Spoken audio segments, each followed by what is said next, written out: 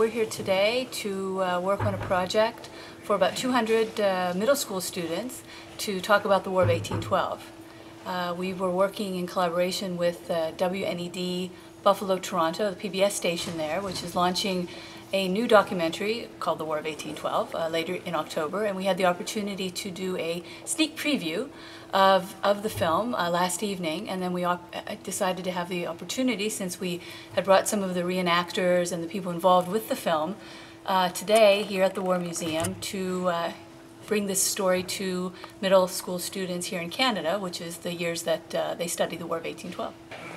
We're here to see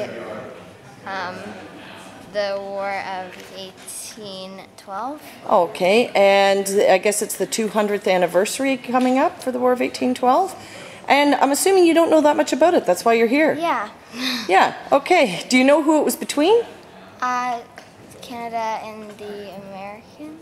Okay. That's okay. That's okay. You know what? You're going to know by the end of today, aren't you? Yeah. My name is Ewan Wardle, and I'm here to help with this special educational program at the Canadian War Museum. I portray a soldier of the 1st U.S. Rifle Regiment, and we're going to be talking about the War of 1812 and the combatants in that conflict with the aid of the uniform that I am wearing, so that the students here will learn a little bit more about this conflict that really helped define North American history right up to the present day. Basically, it was a war of about 1,000 days. I think in world standards, probably was a relatively small war at the time. The British were fighting against Napoleon and Russia, so there was lots of things going on in Europe, so this is kind of a minor war in some respects.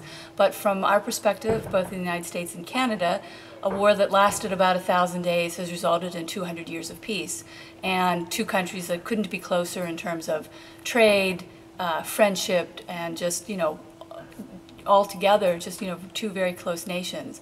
And so from our perspective in the United States, and I believe in Canada as well, that we're celebrating in many respects 200 years of peace and a legacy that brought our countries really close together.